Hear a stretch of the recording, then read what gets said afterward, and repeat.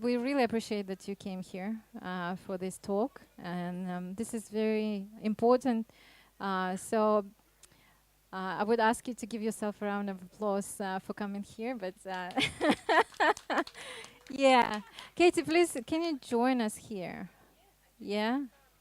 Yeah, so we have a very small group of people here, but it's very good that, yeah, we're interested in this topic. It means that Helen is here for some reason, and probably it will change our life or give us some hints. I actually met Helen a few times, but one of those interactions was during DMSS. And so she came up to me and she told me that, oh yeah, so this is your place and what are you doing there?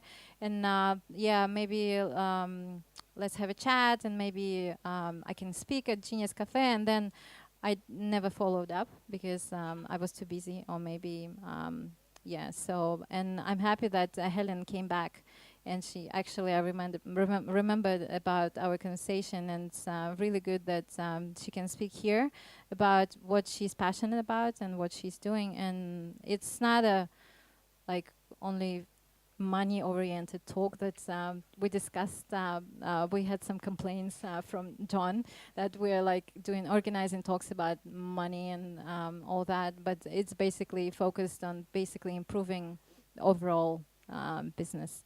And so Helen is NLP practitioner, and she's a business coach and life coach as well. Yeah. Yeah, but you can introduce yourself a little bit more. So thank you for coming here, and thank you for showing up and being all shiny and willing to deliver your valuable content to our community. And this is great that we're filming this, and some other people who were lazy or who are in London or in Australia or South Africa, they can actually get access to this presentation. So let's think about people who are actually, who can watch this presentation a little bit later. And yeah, and thank you again for being here. Okay, welcome, Helen. Yeah. Thank you so much. I didn't plan on using a microphone, so now I wish I had 3 hands because I need to hold the microphone and my cards and the clicker. But that's fine. We're gonna make it work. So hello everyone. Oops. Thank you and welcome to my talk. Thank you for making it and doing this for yourself, because this talk is for you and you showing up here today means that you are committed to yourself, and I think that's awesome, first of all. Okay, I'm just going to show you quickly how we're going to operate. So what I'm going to do is I'm going to start with telling my story, introducing myself, how I came to be an NLP master practitioner and life coach with my practice in Bali, because I haven't always been like that. And then I call it the 3.5 steps to gaining clarity and finding out what it is that you need to do in your business. And how you connect to your business, what your part in your business is, because you are the foundation of your life and hence your business. So 3.5 steps, because the 4th step really is something that all of us usually do wrong, and I call it the common mistakes, where most people fall flat in the end, and despite all the clarity that I might have gained, actually do not achieve their dreams or goals. And that's what we're going to talk about in the end. So that's the actual 4th step, even though it's not really a step. So you'll see. Now about me. I'm Helen, as I was so nicely introduced. I have a practice, an NLP master practitioner and life coaching practice in Ubud, here in Bali, which I'm very happy about, because that also didn't come about just overnight. It is part of my journey. And who here doesn't know what NLP is? Yeah, you don't know? You haven't really heard about it? Okay, who knows what NLP is? Interesting?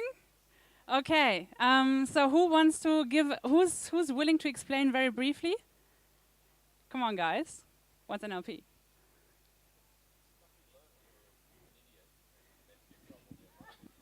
Okay, simplified version, I might repeat. It's stuff you learn when you're an idiot and you get rid of that and then you're not an idiot anymore. Well, I think you could explain it that way. I would explain it in my words. It is a psychological tool to go into the subconscious mind to remove the obstacles, the programming, the conditioning from the past, the beliefs that we've learned through our journey and through our history, to get rid of those and reprogram it into something much more conducive to living the life that we really want to live and achieving the goals that we really want to achieve. Okay, but this is like 2 steps ahead. The journey actually starts a bit earlier. So my journey starts with an entirely different life because I haven't always been a coach. And though I might not look it today, but I was for a while, for a long time, part of a big bureaucratic system. You could say I was like a bureaucrat. And so I did study a master's degree in diplomacy. You see us, my master's class in Geneva at the United Nations. I did my degree in London at SOA, School of Oriental and African Studies, because I spent a lot of time in the Middle East before. So that's where everything started. But how did I end up doing that, you might wonder? Like why, what's the, because there's quite a bit of a gap between that and here. It all started really in Damascus. In 2008, I moved to Damascus to learn Arabic and ended up working with the United Nations as a mentor to Palestinian students. And that work really inspired me so much because for the first time in my life, I was actually experiencing how regional politics had an impact on people's daily lives in a way that I had never experienced before. And this accidental job really motivated me to say, okay, I want to do something, I want to get involved, and I want to do something to help change people's lives. And this is how I got to end up studying diplomacy in London and doing my degree in that. However, what do you think happened? That. So, what happened after my degree was nothing even close to what I had imagined. So I thought, awesome, I'm going to go out there, I'm going to change people's lives, I'm going to work with people, I'm going to do some really valuable work in the world. And I ended up actually having a lot of desk jobs like this, right? So my career wasn't really as I had imagined it. It didn't really work out that way. And I found myself doing a lot of desk jobs, feeling very drained, feeling very stuck, feeling very uninspired, and totally disconnected from the reason why I initially signed up for this course. And I also got pretty drunk on a regular basis. In fact, every night on my own. I mean, I had the wine thing. You're shaking your head. Why? You can't believe it. It's so effing true. I was miserable in this job because you see the piles of stuff there. I mean, I was working in the Arabic department because I have that background with the Middle East. So it was really something I would never want to go back to. Not that the organizations were wrong. It was just, for me, the purpose, the reasons, the why of the organizations was right for me. But all of that I didn't know then. I know I wanted to make a difference, hence I signed up for these organizations. What I did not understand at the time was that I do not operate this way. I do not operate as a desk person. I do not operate in a system where I'm told what I can say and what I cannot say. For example, or what I can write and not write. And there's a lot of restrictions that I didn't always agree with, and I just felt very trapped in that. And well, at the time, I didn't know myself very well because I had, just like everyone else, followed what we are all told. You go to school, you finish school, maybe you do a degree, you finish your degree, you started a career in that degree, with that degree, and just follow that career and make something of yourself, right? That's my programming, that's my conditioning. And there's nothing wrong about that because my parents wanted the best for me, so this is the advice that I got. I ended up doing that. I did not get happy. So, at some point, well, I show you this. This is 5 years forward. This is today. What do you think happened in between? Yes, and yes, Vipassana, stop drinking so much. I connected with my values, spot on. Anything else? Relationship. With myself, yes. Relationship is an entirely different story. Actually, yeah, that's something that's not part of the talk. Maybe another talk. Like I could give a whole talk on relationship and that. But so change is possible. I do feel like I look a bit differently to how I looked back then. I definitely don't drink every night anymore, even though I still like my wine. I must admit, I'm a wine lover. It's my guilty pleasure, but I think it's perfectly fine. We all have to have pleasures in our lives, right? So that I figured out the 4 steps, and I think all of it starts with step 1, awareness around who you are and how you operate. Because back in that job, I did not know how I need to operate in order to be happy.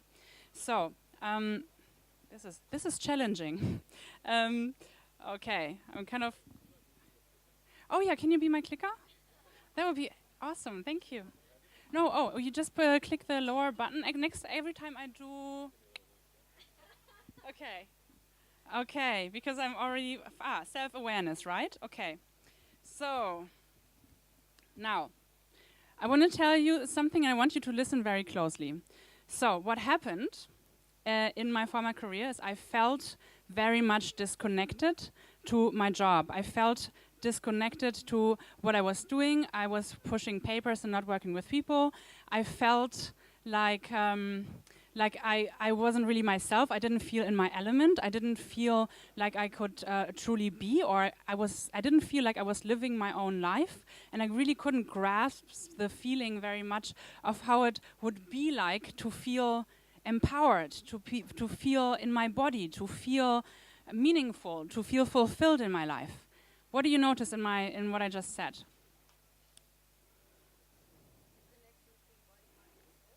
Which word did I use most?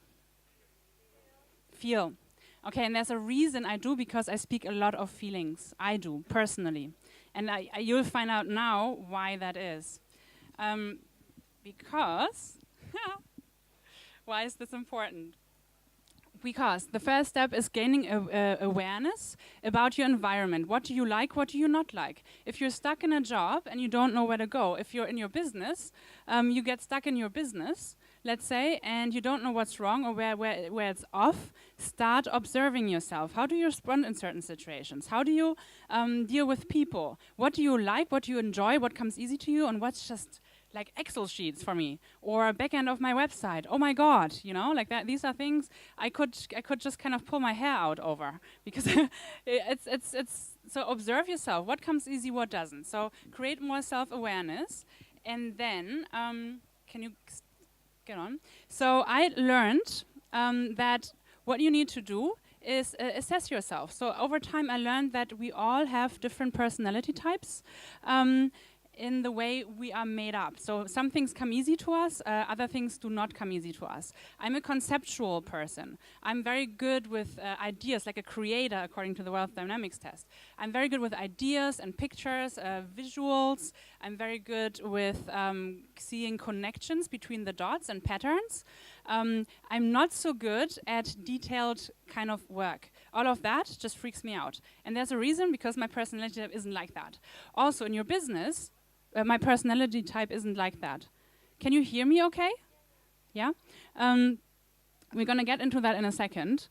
So, for example, once you understand what kind of personality type you are, you also understand what role you play in building your own business, how it comes easiest to you to build your business. For example, I am a slightly more extrovert than introvert person. We're going to talk about this in a second. So it's easier for me to I do something Shine Online TV, yeah? It's a YouTube channel. It's easier for me to speak. It's easier for me to go out there and talk to people, whereas introverted people, they would probably be better at very focused work, like sitting and analyzing and focusing. So, next slide. So for that reason, I work with the Myers-Briggs personality test. Who has heard of this before? Anyone done it? No? There's a free version, I think, at truity.com. trueit.com, where you can find out what your personality type is. And it assesses 4 different continua. It goes between, are you more extrovert or are you more introvert? Are you more sensory or intuitive, as in using your senses, or imaginative? Are you a thinker or are you a feeler? Are you a judger? Judger, not in the negative way, judging meaning very precise, being very correct, adhering to rules. Or are you a perceiver? Do you go with the flow? So all of these things are part of becoming more aware of who you are and how you naturally operate. Next slide. And this one might be familiar for those of you who are part of the community here. The Wealth Dynamics test is a personality tester for people who build businesses. I find it specifically good because it not only shows you I'm a creator, like this guy, what's his name? Richard Branson. Creator and star, like I'm very strong on both. So it shows you which is your strength in building a business and what kind of people you need to partner up with to complement you, where you are not so very strong, right? Makes sense? Yes? Are you following me? Yes, you're looking for people who complement you in this area. Is it this way around or the other way around?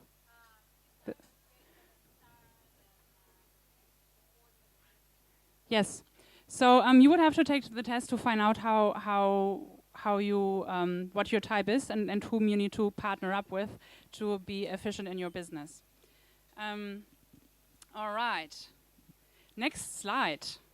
To finish step 1, because it takes a while to get all the pieces together. And this is what I take from my NLP. We call this sensory acuity. Sensory acuity is quite freaky, some people find, because you can actually read in people's eyes how they are wired, what kind of senses they use predominantly.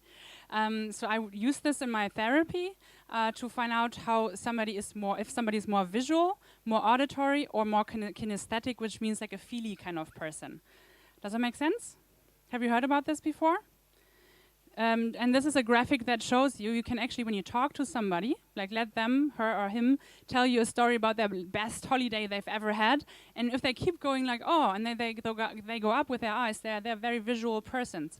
So if you want to be understood by these people, then you use words like, look, this is how it looks like. I paint a picture for them, right? You use their language. You use visual language.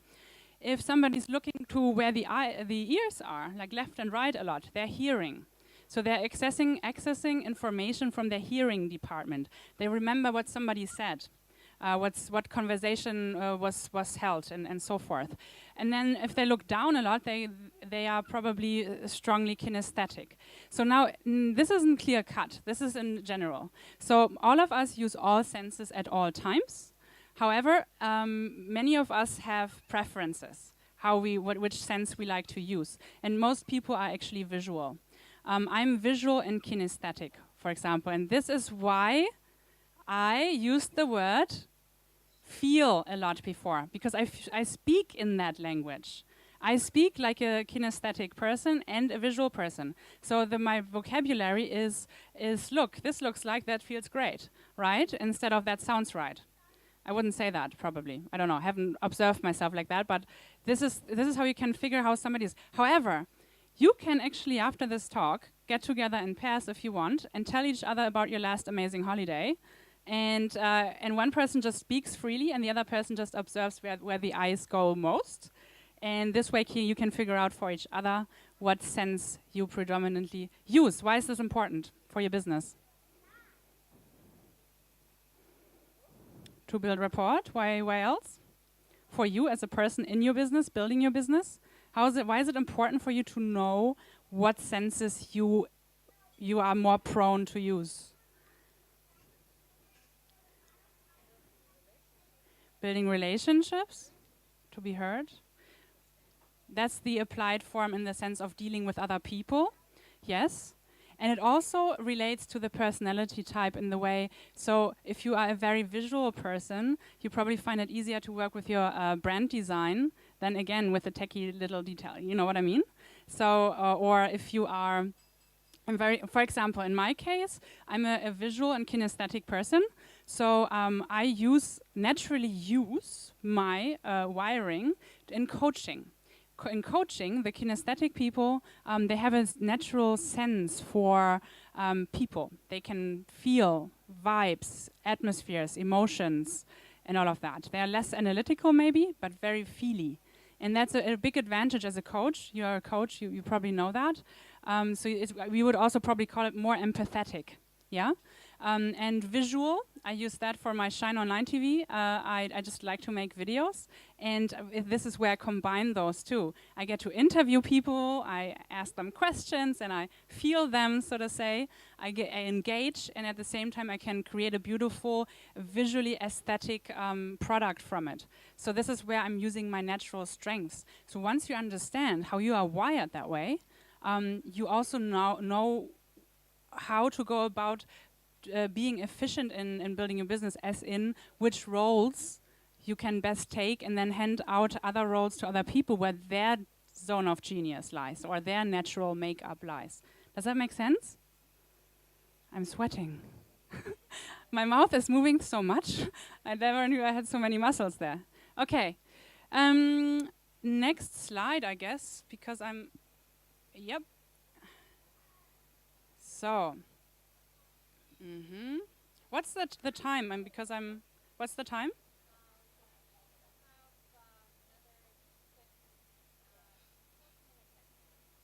14? Oh my God, so I'm rushing. Oh, I don't really need to rush, then we can play a game in the end. Oh, perfect. Oh, okay. All right, step 2. Now, then I just slow down for a bit. I thought like, oh my God, we have to talk about so many things. So is there any questions so far about the sensory acuity personality type? Does it make sense to you why this is important? Yes? Okay. So the next part, once you figure out how you naturally operate, the next part, who has heard of Simon Sinek? Okay, who hasn't heard of him and you want to build a business, I urge you to watch a TEDx talk. I don't know, is it called The Golden Circle? Start with why. Start with why. Amazing. If you have something to write down, please write it down. It's not on here. It's the thing. If you're building a business, and he talks about how Apple is so successful over other computer sellers, yeah, companies, because he starts with why. He doesn't say I sell computers. Apple has a reason why. Like there's a vibe, there's a feeling behind, there's a mission behind it. Make it easy, make it sexy, make it, dynamic. It's like it's more of a feeling rather than a thing. It's less So he explains that very nicely in his talk about the golden circle, the why in the middle, then how, and then what. So you want to start with why you are doing what you're doing. Why are you passionate about your business? No matter what kind of, even if you sell shoes or if you sell cars or if you sell products, it doesn't, whatever it is, you don't have to be a coach and say I want to change people's lives. Any kind of business works best when you communicate it through your why. Why you stand for what you do. There's always a story behind it. And often we have an idea, okay, this is what I want to do, it's important, but you don't really know what the why is behind it. And there's a process to find that out. Has anyone heard about this? No. Okay, so there's many different ways of going about finding the why. Like many tools use finding your values first. And anyone who is in coaching knows that the basis for all coaching is find out what your values are, right? And that's a very good way of doing that to get closer to your why. Understand, is it loyalty? Is it love? Is it connection? Is it peace? Or whatever. Like whatever values are concepts rather than things. Family could be something that makes you feel something. Because who here is in marketing or has heard about marketing? Okay, you're in marketing, yes. So you know that whenever you have a business and you really want to get people on board to buy in, you need to talk to their feelings. They need to feel something, otherwise they just keep walking on, right? So this is why starting with your why, how you as a person connect to that product or service that you provide, is so important, so that people actually get an interest and want to jump onto that story. Next slide. So, however, there's a process that's even more interesting, that's like digging out your values, even though that's super important to find alignment in your life and live a happier life in general. It is your own personal history. Because all of us have a personal history, and we all have a different one. And this is how we operate, like we operate today. This is why we operate the way we do, not in the sense of natural makeup, biometrics, but the decisions we make. Every single decision that we've made in the past is based on what we've learned, what we've experienced before, learned through our experience, and the beliefs that we have created accordingly, right? For example, I have spent a lot of time in the Middle East, and I've spent time in conflict zones and working with people affected by war. So naturally, the way I feel and think about space, about love, about life and death and living, might be different from other people who have had different experiences. So all of that, your past, your story, shapes you. Okay, each one of us. Do you have a question? Oh, okay. By the way, it's okay for me if you ask questions in between if something isn't clear, because yeah, all right. Are you following me so far? Okay, interesting. So this is a very powerful process to actually go back into your own story. And that's why what I do in my workshop and in my work, it's a longer process. It takes a few hours actually to look into the memories that you have of your life that have shaped you and that have made you who you are today. That have made you the person that you are when you make each single decision every day subconsciously. It's because what you learned, how you feel, what triggers you, what doesn't trigger you. And yeah, that's all in your story. And you can actually get it out there. And so what you can do if you want to try and do it on your own is you look at the important events in your life, the things that have happened to you, where you said, okay, that changed the way I looked at life, at relationships, at men, at women, at whatever. It changed my perspective, and it changed the way I feel about things. These are the moments you want to look for, or periods in life. And also how you responded to that. What kind of lessons did you learn in those moments? And what did you take from them? And what kind of beliefs did you take from them? And why is that important to you? Because I tell you, especially in these very deep, hard moments in life, those are the ones that are the drivers for whatever it is that you're creating later on in life. And I find in my coaching, obviously I do very deep work with NLP. We go into past traumas and whatnot. And I find that every time somebody makes a serious shift, as in, this is what I need to do, I'm going to go out and do this now, it is because they are healing, they have healed something from their own story, and they're passing this on. They want to do something about it in a way for the greater community or for other people, because we're all feeling bodies, feeling beings. And this is why, so this is why this work is very deep and very important when you want to build your business, to have a really clear understanding and emotional foundation to why it is what you're doing. Who here is building a business, by the way? I'm talking about business. Maybe nobody's a business person. Okay, yeah. So you know what I mean. Like if you don't know why you're doing something, sometimes this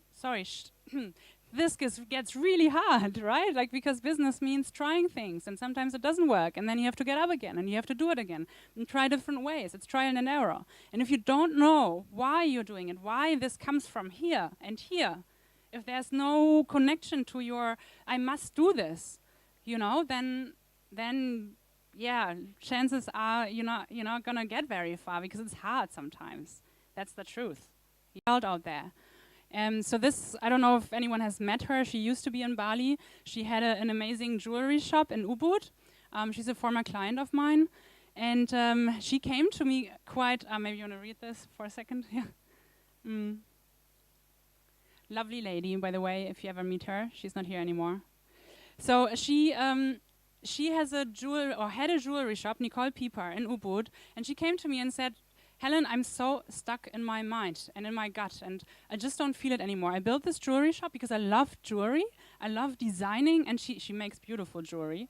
But I don't feel the joy anymore. I don't know. I lost it. Who here has felt like this before? Yeah. If you start something, you're all excited and inspired, and then you get kind of lost on the journey and like, okay, I'm stuck, and now what? Like the joy is gone. So she came to me like that, and then we went through the whole process, and it gave her the clarity to say, you know what?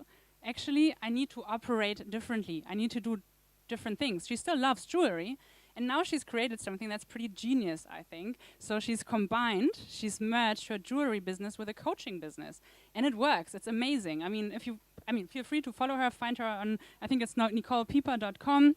She's a very, very cool individual, and yeah, she's made it, and she is also the person that I really enjoy talking to once in a while, because she's also very inspiring. Okay, so that's Nicole. Back to business. Next slide. Obviously, the next step after you've understood how you operate, what your why is, why you need to go about building this business. We're still talking about business. Are you really interested in business? I'm just wondering right now. Yes? Yeah, that's a good question. Okay, because there's only 3 people doing business. The other ones attempting or thinking about starting something different?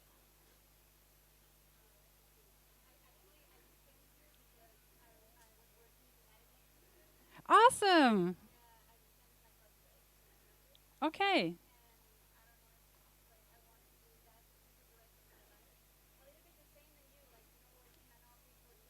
Yes.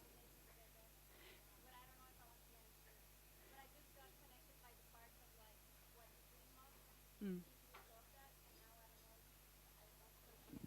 Yes. Yes. I'm going to repeat it back, yeah. Okay. So there's a lovely lady here who's actually also been with the United Nations, or is still with the United Nations, and thinking about a different career maybe. And I can tell you that actually in hindsight, and I didn't know it then, I just thought about this, I think I wasn't so entirely wrong necessarily. I was working with different organizations, also International Crisis Group in Brussels. So what I understood or understand now in hindsight, I wasn't necessarily so wrong on my path, in the sense of I was working with organizations that shared my why. So the ideology behind it, what I was striving for, I did actually find ideologically in those organizations. I just didn't find it in my positions, in the way I worked there.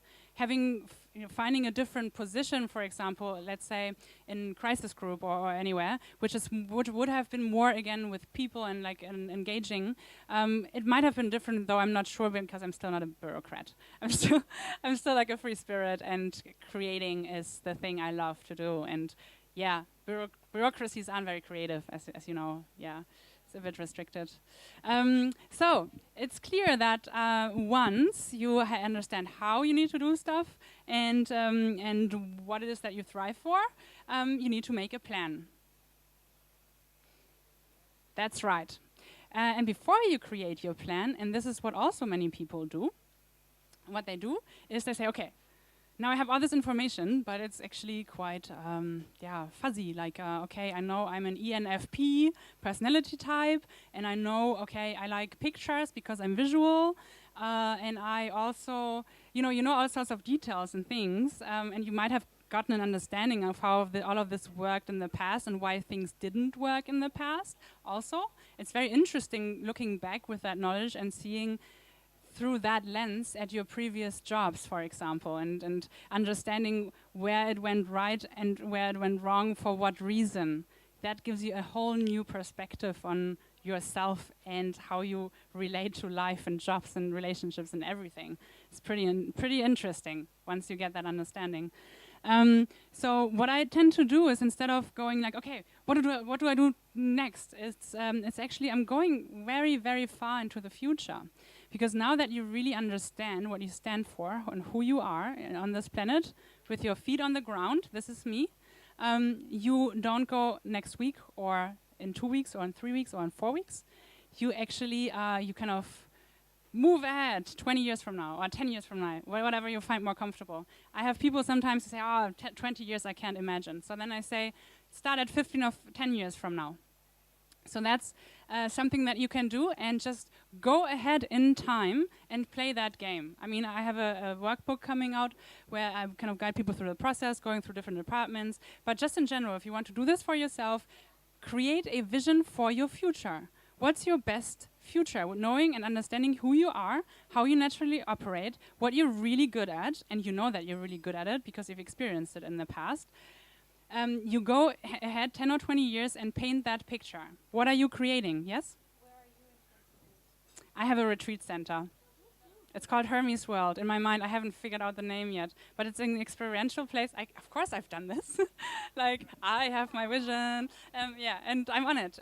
Yeah. So it's a thing I've been dreaming of for a while. So I want to create a physical space. Right now I operate with my little practice in Ubud and my online world, Shine Online. But eventually I want to actually set up a big retreat center where I have experimental workshops for exactly these kind of people who are stuck, who want to create something, but feel stuck in their vision and in themselves and how to move forward with their business. So that space, how I see it, is going to have some very freaky rooms where you can experience different things. To kind of get out of your mind and see through different lenses and have new experiences that give you new perspectives. Because what we need when we get stuck is we need to get out of our old patterns and systems. We need to just do things differently and try things differently. So in order to see new dots that we can connect, that brings us forward. I mean, this is my experience in life. Every time I did something entirely different or new, it opened my world and my view to how to operate, how to go about things, so I could actually create what I have created by now. I think you probably have heard of this saying, like, if you keep doing the same things, you will get the same results, and it's like so absolutely true. If you don't succeed just repeating the same behavior over and over and over and over again, and you don't get what you want, what do? Well, many people actually keep doing the same thing until forever. Actually, what you need to do is you need to change your behavior to get different results. So try new things, gain new perspectives, travel, So my retreat center is going to have experimental rooms like that, where things are just turned on their head, and you're gonna wonder, how does this work? To understand that things don't have to be working in only one way, because there's always so many ways. I've lived in, 8 different countries, 8 different cultures, and I don't take anything for granted, because there's always more than one way to do something. That's what I've learned for sure. And my retreat center is about getting people into that mindset that there's more than just one way, and find yours. Which one is yours? Okay, I'm talking as if it exists. Amazing. Huh? So that's my vision. So then I need to have a sip of water. What's the time? Am I good?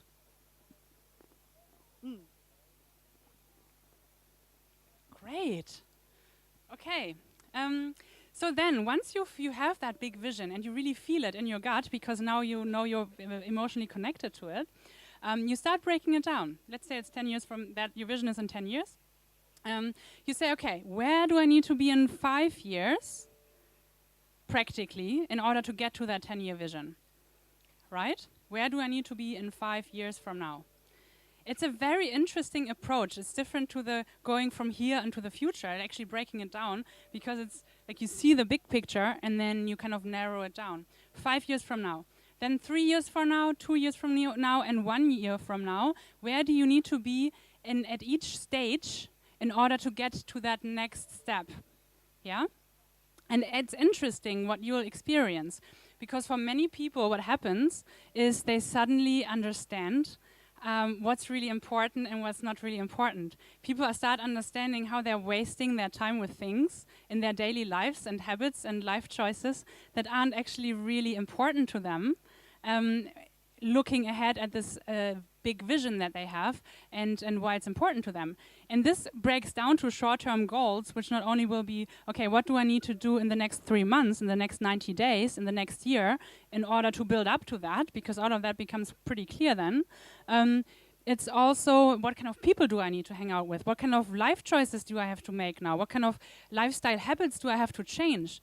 And all of us know, coaches especially, that changing habits isn't easy. However, once you've understood why you want to do that and where this leads you and why this is important to you, it'll be so much easier to start jogging, or changing, starting to eat healthier, or whatever it is that you would need to have to change on a daily basis in order to reach your vision in the future, because you're emotionally connected to it. Does that make sense?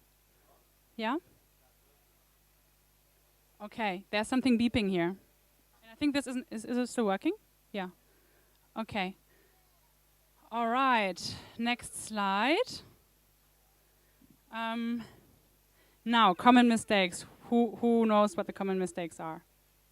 Why do people, having a vision, let's say, why do people who have that vision, who perfectly understand what they need to do next, have it all mapped out, and they move forward and they say, okay, I'm going to do that, and why do they not do it? What happens? What happens? Why is it not happening for them? Maybe they have another idea, okay. What else? Fear, perfectionism, which is in a way fear. Yes, a hidden fear. Yes, exactly. So that's next slide. The inner critic. And I think this is what we all know. Everyone knows, it's normal, so you're not alone. I have it too. So it is the inner critic. So clarity, I would say, is the definite starting point to get over initial fear, because a lot of when people decide to change careers or start a business, the procrastination or perfectionism that happens then is based on fear or overwhelm, because you think, oh, there's so many things that I have to do, but effectively it is a lack of clarity in the first place. So getting that out of the way, becoming clear of where you're headed and what you want to do and how you want to do it, is the first thing. It reduces the fear. Nevertheless, then there's all these other nagging thoughts, the inner critic who says, who are you to do this? How are you an expert in this? Like look around, like comparing, right? Look around at all these people who have done it before and have failed. Why would I succeed? And look at all those people who are so much better. And what about my family? What about my friends? They're all going to laugh at me because if I don't make it. So fear of failure. Or, a very interesting one, the fear of success. Have you heard of this? Because what happens when we actually end up succeeding in our change? You have to live up to expectations. You have to do something continuously. It's a big commitment. Success is a big commitment. You have more responsibility. And what else? There's another one that's really interesting and it pops up in my practice all the time. It's actually the fear of losing friends and family and being too different. I have that often because people, especially people who want to build businesses, who come from a different background, they feel like, okay, if I step out there and I'm not in the horde anymore, in the herd, like everyone else. I'm doing different things. I'm doing something freaky. Nobody understands. They feel fear and a kind of isolation, and sometimes, unfortunately, they also don't get a lot of support from their family when they have these crazy ideas of starting something on their own. So that's another fear. Like if they succeeded, they would grow apart from their loved ones. That's what I've experienced quite often. So there's a lot of fear, but they're not necessarily all true, right? So when that happens, obviously you can work with this with NLP, because that's an NLP mindset tool that works with the subconscious mind to deal with those fears and change the perspective on them, so that the feeling regarding those situations actually changes. So the outlook changes and the feeling changes. However, we're not going to do an NLP session now because that's going to take way too long. But I brought you something where you can use your actual conscious mind to deal with the inner critic. It's like an internal debate. CBT, cognitive behavioral therapy, uses a tool like that. And what you can do is, if you have something that you want to change or do right now, and you're not quite sure or doubtful, have fear, anxiety, uncertainty, should I really do it? Should I not do it? Not sure. Is it safe? Then you just sit down, take a piece and paper, and write down. Okay, it's a bit like bringing the elephant into the room and shedding light on it.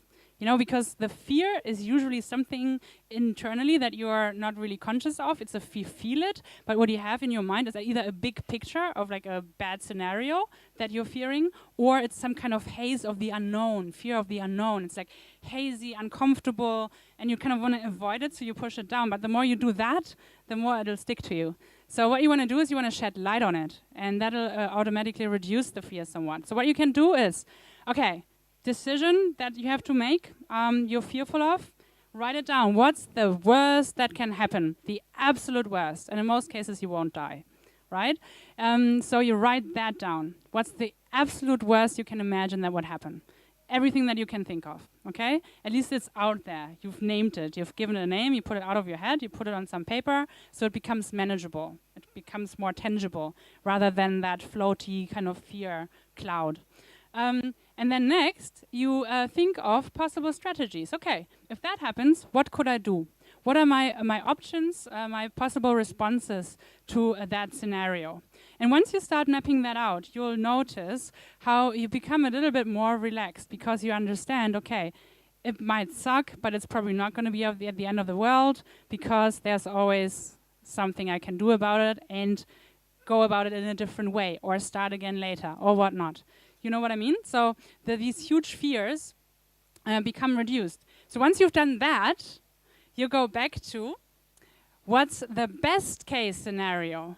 Like, just imagine when you make that change and when it goes perfectly well. It's amazing. It's like all your dreams come true and you just live it, you hear it, you see it, you feel it, and you just write it down, you paint the picture, draw it if you want. And then when you're done, you think to yourself, okay, so what do I want to do now, right? Because it kind of puts things a little bit in perspective. I find that very helpful as an exercise when you are about to make decisions that feel difficult, as in starting a business or making changes to your business or whatnot, changing careers, leaving your old career, starting a new one. That is a conscious tool that you can use to put things in perspective and lower your fear. Okay, so I think we are about done. Can you move on? Yes, so this is it, and I would say I've been on this journey, believe me, from diplomacy degree to Bali coaching practice in Ubud. I think it's quite awesome, and I'm still amazed by this.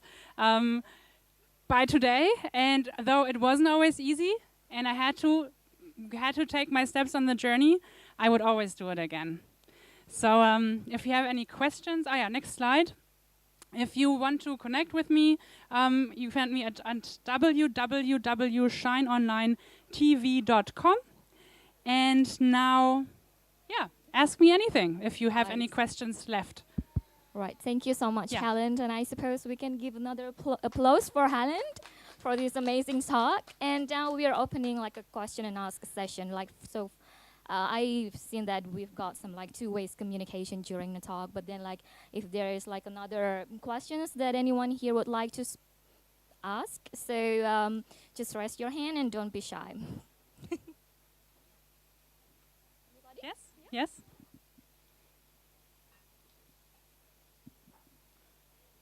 When you change, so I'm a human rights lawyer, so I feel like I feel very, very identified with you. How did you manage to know that you wanted to do this and not miss like the intellectual part of your job before? For example, everything related to, because you worked in like zones of conflict, right? Yes. So I imagine you were doing like lots of concept notes and like development programs. And how did you know that you weren't going to miss this type of like intellectual challenges and like kind of academic environment? Because I imagine that you liked that before. And also economically, how did you achieve to do the change without maybe feeling bad about it? Or because that's the thing that I don't know. Like, okay. For me, I don't know about your experience. For me, I always felt very insecure in that field because my work contracts were very short. So they're very short renewable. So I felt constantly like I was constantly on job search. Do you know that? Yeah. Like you have like short-term 3 months, 6 months, 1 year. Wow, 1 year, a year was a big contract. Yeah. So So you're constantly like on the edge. Am I going to have a job again after this? Because you don't know if government funding or, you know, my jobs were funding based. So I felt, so in that sense, I didn't feel much more fearful starting my own thing, because same kind of insecurity, if you ask me, because you cannot be sure. Also, I didn't just stop one and start another. So while I was still, my last job was in Lebanon at the International Organization for Migration, and I was still doing the job. Are you? Did you work with IOM or Lebanon? Oh, really? Oh, we should talk. Wonderful. Okay. So I felt I was actually doing my coaching training next to my job. So there was a little bit of an overlap before I actually decided to let that go and do the other, when I felt like, okay, I can actually get clients and I'm working with people and this kind of works. I mean, it's a way of doing, you know, it's practice. And then the first question was if I'm going to miss it. That's a very good point, because again, as I pointed out before, the why was important to me. In a way, I find my why right now because I'm helping individuals creating better lives for themselves. I worked with refugees before. So for what I essentially wanted to do is I wanted to help people live better lives and have better opportunities and choices in life, which I did very much in the end, actually, at IOM too. So now I see it, I work with different individuals. However, you're right, the political aspect to it sometimes goes missing, and I won't rule out that I'm going to do some work in this realm again in the future. However, for now, as a business owner or like somebody who's starting, I mean, my business isn't that old, it's like 3 years old. It takes time to get a foundation for your business before you expand into that again. And I feel quite content with what I'm working with, my material right now. However, I understand where you're coming from. Changing doesn't mean that you can change in a way that you get both. Yeah? Okay. For example, traumatic work. I work with trauma. I have clients who deal with trauma or war trauma. So those are things, for example, that relate very much to me in my past and what I experienced in there. So I can see myself working with that type of clientele again in the future. Any other questions? Any other question? All right. Lisa? Everything maybe? clear? Everything?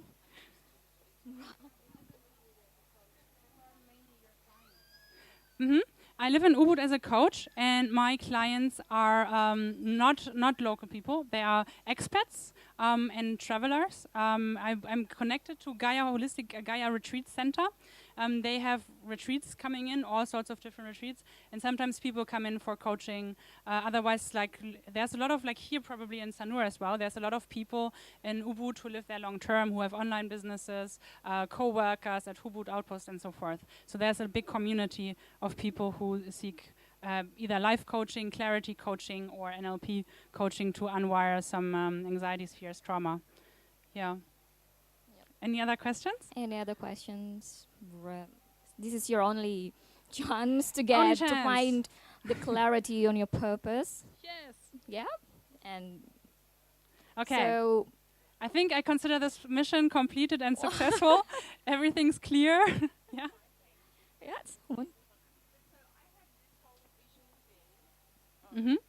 So I had a vision and a plan, and that's what I sort of said before. And then I just halfway through it decided I didn't want to pursue it anymore. Do you deal with people and then they try and find what it really is again or something? Like, does that happen?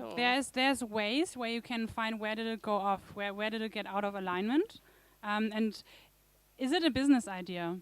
Because business, like when you want to build a business, there's also other factors that you need to consider, like viability and more factors that are more business related. So one part. I was in a business for about 8 years, and then I wanted to, reach another level in it, and then I just wanted to switch instead of building up from that. I just wanted to make a cut and do something entirely different. Yeah, like completely different. And then, I mean, that's something where I would have to ask you some questions to get deeper into the why and what happened on the way.